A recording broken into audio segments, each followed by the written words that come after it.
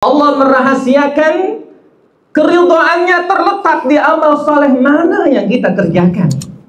Jangan-jangan amal soleh yang dianggap remeh. Dan kita tahu betapa banyak kisah yang menunjukkan karena amal kecil, namun ternyata mendatangkan ridha Allah karena tulus. Yang dia lakukan ikhlas, tidak ada motivasi lain melainkan hanya mengharapkan ridha Allah. Allah merahasiakan kemurkaannya terletak di maksiat mana yang kita kerjakan. Sebagaimana kisah Rasulullah Shallallahu Alaihi Wasallam saat melewati sebuah makam, mendengar suara jeritan penghuni alam kubur, di mana beliau diberikan kemampuan mendengarkan suara jeritan penghuni kubur, yang dimana mereka bukan pelaku kabair, bukan pelaku dosa-dosa besar, jemaah. Innal hamdalillah nahmaduhu wa nasta'inuhu wa nastaghfiruh wa na'udzu billahi min syururi anfusina wa min sayyiati a'malina. May yahdihillahu fala mudilla lahu wa may yudlil fala hadiya lahu. Ashhadu an la ilaha illallah wahdahu la syarika lahu syahadata sidqin wa haqq, wa ashhadu anna Muhammadan 'abduhu wa rasuluh al-mab'utsu rahmatan lil 'alamin. Allahumma shalli wa sallim wa zid wa barik wa an'im ala habibina wa nabiyyina wa maulana Muhammadin wa ala alihi wa sahbihi ajma'in. Amma ba'du, fa ya ibadallah, usi nafsi wa iyyakum bi taqwallah wa ta'atihi la'allakum tuflihun. Wa qala ta'ala fi kitabihil karim, ya ayyuhalladzina amanu ittaqullaha haqqa tuqatih wa la tamutunna illa wa antum muslimun. Shadaqallahul azim wa shadaqa Rasulullah sallallahu alaihi wasallam. Ma'asyiral muslimin, jamaah salat Jumat rahimani wa rahimakumullah. Pujian hanya milik Allah Subhanahu wa taala yang telah melimpah curahkan kepada kita beragam kenikmatan, terkhusus nikmat iman, nikmat Islam, dan nikmat hidayah. Maka wajib bagi kita untuk bersyukur kepadanya atas beragam kenikmatan yang menjadikan kita bisa berkumpul menjalankan kewajiban salat Jumat berjamaah. Ketahuilah bahwa semua ketaatan amal soleh yang kita kerjakan bukan semata-mata karena kehebatan kita, bukan karena semata-mata kekuatan fisik kita, semua karena pertolongan dari Allah Subhanahu wa ta'ala. Maka saat kita mendengar panggilan seruan berulang kali datang, hayya 'alas shalah, hayya 'alal falah, kita menjawabnya, meresponnya dengan penuh kesadaran diri. Kita sadar tidak ada daya, tidak ada upaya, tidak ada kekuatan untuk melakukan ketaatan, melainkan kekuatan yang Allah berikan kepada kita. La haula wa la quwwata illa billah. Sebuah ucapan kesadaran diri, kita ini tidak ada apa-apanya tanpa bantuan dan pertolongan dari Allah. Maka bersyukurlah kita kepada Allah. Alhamdulillah alladzi bi ni'matihi tatimmus shalihat. Segala puji bagi Allah yang dengan kenikmatannya kita bisa menyempurnakan amal-amal soleh kita. Ma'asyiral muslimin, jamaah salat Jumat rahimani wa rahimakumullah. Ada pesan dari Amirul Mukminin untuk menjadi renungan kita siang hari ini. Innallaha ta'ala akhfa fi arba'ah fi arba'ah. Sesungguhnya Allah Subhanahu wa ta'ala merahasiakan 4 hal dalam kehidupan kita. Yang pertama, akhfa ridahu fi ta'atih. Allah merahasiakan keridhaannya terletak di amal soleh mana yang kita kerjakan. Jangan-jangan amal soleh yang dianggap remeh. Jangan-jangan yang Allah ridha kepada kita, amal yang mungkin dianggap sebelah mata, amal yang kecil di hadapan manusia, yang dilakukan dengan tulus ikhlas di hadapan Allah Subhanahu wa ta'ala. Karena terkadang banyak orang yang merasakan bagaimana amal-amal kecil itu dipandang sebelah mata, yang boleh jadi di hadapan Allah besar. Kita ingat betul sabda Rasulullah tentang 2 kalimat yang ringan diucapkan. Semua bisa mengucapkannya sambil multitasking, sambil beraktivitas, sambil di jalan, sambil di motor, di kendaraan. Di mana Rasulullah SAW menyampaikan kalimatani khafifatan, dua kalimat yang ringan diucapkan, tapi tsaqilatan, berat bobotnya, timbangan pahalanya di hadapan Allah Subhanahu wa taala. Yakni kalimat subhanallah wa bihamdi subhanallahil azim. Dan kita tahu betapa banyak kisah yang menunjukkan karena amal kecil namun ternyata mendatangkan ridha Allah karena tulus. Yang dia lakukan ikhlas, tidak ada motivasi lain melainkan hanya mengharapkan ridha Allah.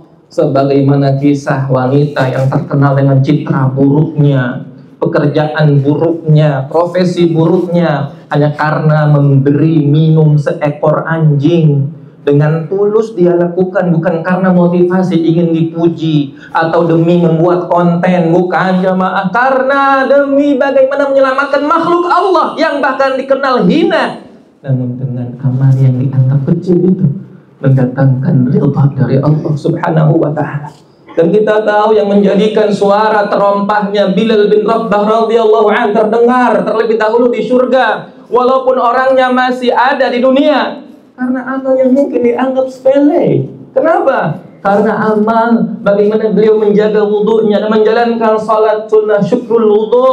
Setiap beliau menjalankan sunnahnya, bagaimana menghidupkan 2 rakaat yang ringan dikerjakan namun berpahala besar di hadapan Allah. Maka yang pertama jemaah sekalian, jangan pernah meremehkan kebaikan walaupun mungkin hanya sekedar menghadirkan wajah senyum di hadapan saudara kita. Boleh jadi itulah yang menjadikan Allah ridha kepada kita. Yang kedua, akhfa suhtuhu fi ma'siyatih. Allah merahasiakan kemurkaannya terletak di maksiat mana yang kita kerjakan.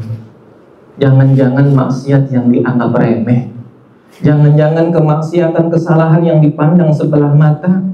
Sebagaimana kisah Rasulullah Shallallahu Alaihi Wasallam saat melewati sebuah makam, mendengar suara jeritan penghuni alam kubur, di mana beliau diberikan kemampuan mendengarkan suara jeritan penghuni kubur, yang di mana mereka bukan pelaku kabair, bukan pelaku dosa-dosa besar jemaah. 2 penghuni kubur yang mendapatkan siksaan tiada henti. Ternyata pelaku dosa yang dianggap remeh jemaah, dianggap kecil.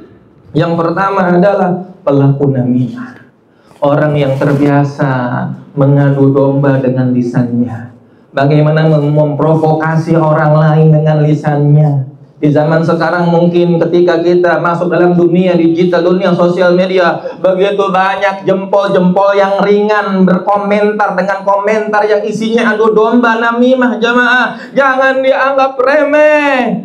Ada orang yang mendapatkan siksaan tiada henti karena meremehkan dosa yang dianggap kecil, padahal besar di hadapan Allah Subhanahu wa taala. Kita paham betul ayatnya, kita hafal betul ayatnya. Wa may ya'mal mithqala dzarratin syarran yarah. Sekecil apapun akan diperlihatkan balasannya di sisi Allah.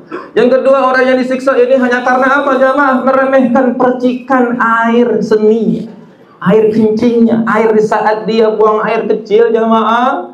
Dia anggap, ini hal yang sepele, tidak terlihat warnanya, tidak tercium baunya. Dia menganggap ringan hal ini, namun berdampak fatal di kemudian hari. Maka jangan pernah remehkan kesalahan, walau sekecil apapun. Boleh jadi karena kesalahan kecil inilah yang membuat orang tergelincir jamaah sekalian. Maka jaga jempol kita, jaga lisan kita. Jangan-jangan inilah yang membuat Allah murka kepada kita. Yang ketiga, akhfa ijabatahu fi da'watih. Allah merahasiakan doa siapa di antara kita yang bakal diijabah. Belum tentu doanya orang-orang yang sering tampil di atas mimbar berkhutbah, belum tentu jamaah doanya mustajab. Barangkali doa orang-orang kecil, barangkali doa yang dianggap remeh doanya, barangkali doa anak-anak kita yang belum paham apa-apa jamaah, yang membuat kita sampai saat ini panjang umurnya, lancar urusannya. Boleh jadi karena doa mereka yang membersamai kita tatkala kita keluar rumah. Disampaikanlah doa dari anak kita yang masih polos, yang masih lugu. Hati-hati Abi, mudah-mudahan selamat di perjalanan, lancar urusannya. Jangan-jangan doa-doa itulah yang menjadikan kita selamat sampai sekarang. Maka jangan pernah meremehkan doa dari siapapun, termasuk doa dari anak kita, termasuk doa dari istri kita, ataupun termasuk doa dari orang yang mungkin pernah kita zalimi. Hati-hati jamaah. Ketika ada orang yang terzalimi, dia mengangkat kedua tangannya, berdoa, mengadukan kezaliman kita di hadapan Allah Subhanahu wa Ta'ala.